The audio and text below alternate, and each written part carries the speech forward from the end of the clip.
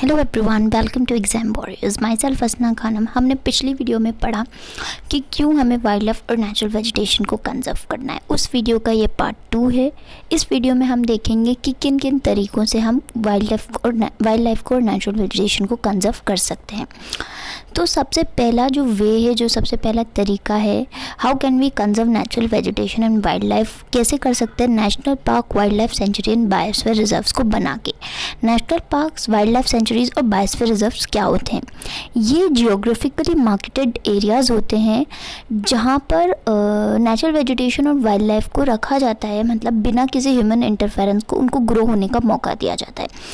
ये इनकी साइज़ वगैरह बहुत ज़्यादा डिफ़र करती है तीनों की, लेकिन ये लगभग सेम ही होते हैं। जैसे बायोस्फीयर रिजर्व पूरी बहुत बड़ी ज्योग्राफिकली एक पूरी चेन होती है जो इंटरनेशनली रिकॉग्नाइज्ड होती है, वहीं दूसरी तरफ नेशनल पार्क्स और वाइल्ड लाइफ सेंचुरीज उतनी बड़ी नहीं होती है। तो यहाँ पर वाइल्ड लाइफ को और नेचुरल वेजिटेशन को एक चांस दिया जाता है उनके जो नेचुरल हैबिटेट है उसमें ग्रो करने के लिए, बिना किसी या फिर बहुत कम ह्यूमन इंटरफेरेंस की। यही इन तीनों के बारे में आप बड़ी क्लासेस में काफ़ी डिटेल से पढ़ने वाले हैं, लेकिन अभी आप इतना समझ लीजिए, ऐसे ज्योग्राफिकली एरिया जहाँ पर एनिमल्स और प्लांट्स को सर्वाइव ग्रो करने का अच्छे से मौका दिया जाता है। उसके बाद नेक्स्ट वे क्या है जिससे हम नेचुरल वेजिटेशन और वाइल्ड लाइफ को कंजर्व कर सकते हैं? तो conservation of creeks, lakes and wetlands. ये जो तीनों इमेजेस देख रहे हैं, फर्स्ट जो इमेज है वो है क्रीक, जो पानी के सोर्सेज बन जाते हैं, एक जो पतली पतली स्ट्रीम्स जैसी बन जाती हैं, उनको हम क्या बोलते हैं? क्रीक्स। बारिशों में या फिर जंगलों में ऐसे जो सोर्सेज होते हैं पानी के, वो क्रीक्स। और जो लेक्स, जो झीलें होती हैं, और जो वेटलैंड्स होते हैं, ऐसे ज़मीनें जो ज़्यादातर गीली होती हैं, तो इनको क्या करना चाहिए? हमें कंजर्व करने की ज़रूरत है। क्यों? आपने सुना ही होगा, जल ही जीवन है।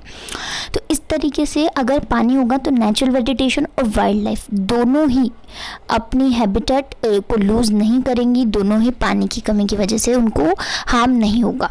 तो तीनों चीज़ों को हमें कंजर्व करने की ज़रूरत है। उसके बाद आगे कौन कौन से तरीके हैं जिनसे हम नेचुरल वेजिटेशन और वाइल्ड लाइफ को कंजर्व कर सकते हैं, वो देखते हैं। उसके बाद तीसरा तरीका है अवेयरनेस प्रोग्राम्स चलाए जाए। अवेयरनेस, जब हम लोगों को जागरूक करेंगे नेचुरल वेजिटेशन और वाइल्ड लाइफ के प्रति कि वो कितने ज़रूरी हैं इकोसिस्टम को मेंटेन करने के लिए, तो अपने आप ही हम बहुत अच्छा रोल प्ले कर रहे हैं नेचुरल वेजिटेशन और वाइल्ड लाइफ को कंजर्व करने में।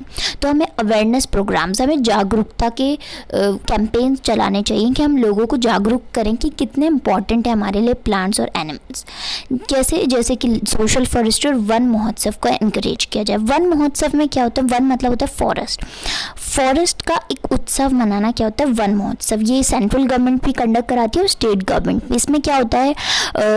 वन की जो फॉरेस्ट होते हैं उससे लेकर अवेयरनेस, उससे लेकर एक उत्सव जैसा मनाया जाता है जिसके अंदर सब लोगों को एनकरेज किया जाता है, मोटिवेट किया जाता है एनिमल्स को प्रोटेक्ट करने के लिए, प्लांट्स को प्रोटेक्ट करने के लिए। सोशल फॉरेस्ट्री, सब लोगों को एनकरेज किया जाता है, कम्युनिटीज़ को, कि वो सब मिलकर एफॉरेस्टेशन करें, लार्ज नंबर्स में पेड़ लगाएं और सब एक एक पेड़ का ख्याल रखें।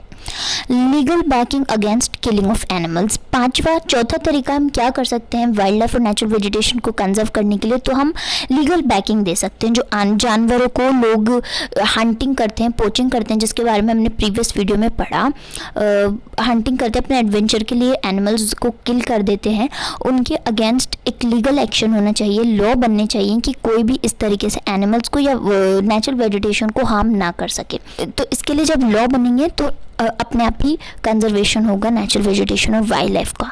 साइट्स एक इसका बहुत ही अच्छा एग्जाम्पल है। अब हम देखते हैं कि साइट्स क्या है। So CITES is Convention on International Trade in Endangered Species of Wild Flora and Fauna। Sites क्या है? एक ऐसा एग्रीमेंट है गवर्नमेंट्स के बीच में, इंटरनेशनल ट्रेड है, जो वाइल्ड फ्लोरा और फोना होता है, जो एनिमल्स और प्लांट्स का जो ट्रेड होता है एक कंट्री से दूसरी कंट्री के अंदर, उसके ऊपर एग्रीमेंट होता है। साइट्स क्या है? एक एग्रीमेंट है गवर्नमेंट्स के बीच में वर्ल्ड की कि कितने अमाउंट में ट्रेड होना चाहिए वाइल्ड फ्लोरा और फौना का, मतलब जो वाइल्ड एनिमल्स और जो वाइल्ड प्लांट्स हैं उनका जो ट्रेड है वो किस लिमिट पे होना चाहिए, ये रेगुलेट करता है साइट्स। सो साइट्स की जो फुल फॉर्म है वो लर्न करना इंपॉर्टेंट है, ये 1 मार्कर में आ सकती है। Convention on international trade in endangered species of wild flora and fauna. अब हम देखते हैं कि साइट्स आखिर है क्या, इसको और अच्छे से एक्सप्लेन करने की कोशिश करते हैं। तो साइट्स क्या है, इंटरनेशनल एग्रीमेंट्स है बिटवीन गवर्नमेंट्स। जो एक कंट्री की गवर्नमेंट होती है दूसरी कंट्री के साथ क्या होता है, ये एग्रीमेंट बनाती है। किस चीज़ का एग्रीमेंट बनाती हैं, ensure that international trade in specimens of wild animals and plants does not threaten their survival. Countries, एक कंट्री के बीच में जब दूसरी कंट्री के साथ क्या हो रहा है, ट्रेड हो रहा है, किसका, एनिमल्स का और प्लांट्स का, तो इतने ज़्यादा अमाउंट में ट्रेड ना हो कि जो स्पीशीज़ है पर्टिकुलर उसको थ्रेटन हो, वो एंडेंजर्ड ना हो जाए, उसकी जो इतनी ज़्यादा ट्रेड ना हो जाए। अगर वो ट्रेड प्रॉफिटेबल है तो इतना ज़्यादा ट्रेड ना हो जाए कि उसकी स्पीशीज़ के ऊपर खतरा बन जाए, वो स्पीशीज़ एंडेंजर्ड हो जाए, उसके सर्वाइवल पे ही एक क्वेश्चन मार्क लग जाए। इतना ज़्यादा ट्रेड ना हो, एक रेगुलेटेड अमाउंट में ट्रेड हो। रफली 5000 species of animals and 20,000 species of plants are protected. कितनी species of animals, 5000 species of animals और 28,000 स्पीशीज़ प्लांट्स किसके अंदर प्रोटेक्ट की गई हैं, किसके अंदर, साइट्स के अंदर, इस एग्रीमेंट के अंदर। सो इसी के साथ हमारा चैप्टर अब कंप्लीट होता है। और अगर अभी तक आपने मेरे चैनल को सब्सक्राइब नहीं किया है so please subscribe it right away, hit the bell icon to get my latest videos regularly, and also hit the like button if you find this video helpful, and also comment me in the comment section below if you have any doubt regarding the chapter that I explained, and also write me in the comment section below that how can I improve my content. In the next video we will meet with another chapter. Till then, have a good day. Bye bye. Thank you for watching the video.